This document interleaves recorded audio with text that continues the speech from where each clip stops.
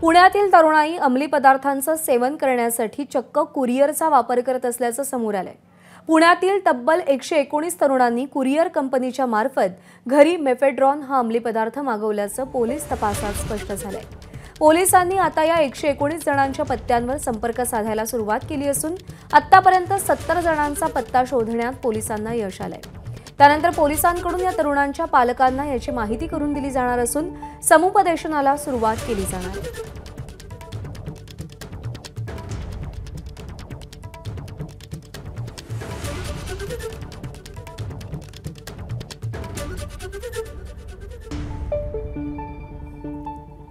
दरम्यान पुण्याचे अतिरिक्त पोलीस आयुक्त शैलेश बलकवडे यांच्यासोबत बातचीत केली आमचे प्रतिनिधी मंदार गुंजारी यांनी।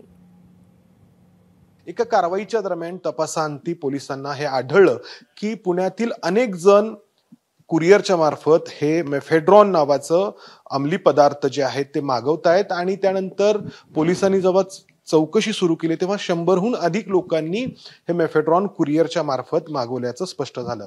आपल्यासोबत पुण्याचे अतिरिक्त पोलीस आयुक्त शैलेश बलकवडे सर आहेत। सर, नक्की याची सुरुवात कशी झाली आणि पुढे काय काय आपल्याला आढळलं यामध्ये?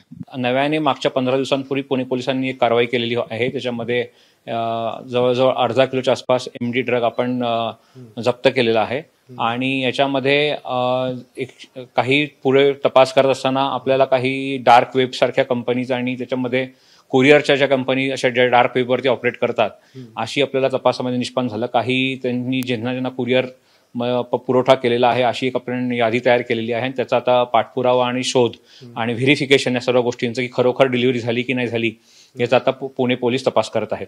किती लोकांनी या डार्क वेबच्या मार्फत जे कुरिअर पाठवतात त्यांच्याशी संपर्क केला होता? त्यापैकी किती जणांच्या पत्त्यांवरती आपण पोहोचलो किंवा त्यांच्या कुटुंबियांशी आपण संपर्क केला? प्राथमिक तपासामध्ये 119 जणांची आतापर्यंत माहिती पुणे पोलिसांना प्राप्त झालेली आहे। त्यातले काही पत्ते मिळून आपल्याला सध्या व्हेरिफिकेशन नाही झालं, पण जवळ 70च्या आसपास आपले पत्ते व्हेरिफिकेशन प्रगतीपथावर झालेलं आहे। त्यातले काही ठिकाणी व्हेरिफिकेशन खरोखर डिलिव्हरी झाली की नाही पुणे पोलीस आता तपास करत आहेत। याच्यावरती आता उपाय काय? हे असं जर मागवलं जाते तर ते मागवलं जाऊ नये। कुरिअर ज्या कंपन्या आहेत त्यांचं सुद्धा वेळोवेळी तपासणी होणं गरजेचं आहे आणि अशा टाईपच्या ज्या शेडी ऑपरेटर्स असतात त्यांची पण तपासणी पुणे पोलीस करतायत। आतापर्यंत मग यामध्ये अटक कोणाकोणाला झाली आहे कुरिअर कंपनीशी संबंधित किंवा जे डिलिव्हरी करणारे आहेत त्यांची?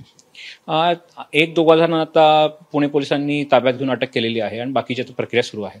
कुरिअर कंपनीच्या नावाखाली जर हे असं मेफेड्रॉन पुरवलं जात असेल तर कुरिअर कंपन्यांची देखील व्यवस्थितपणे चौकशी होण्याची गरज आहे, जी पुणे पोलिसांनी सुरू केली आहे।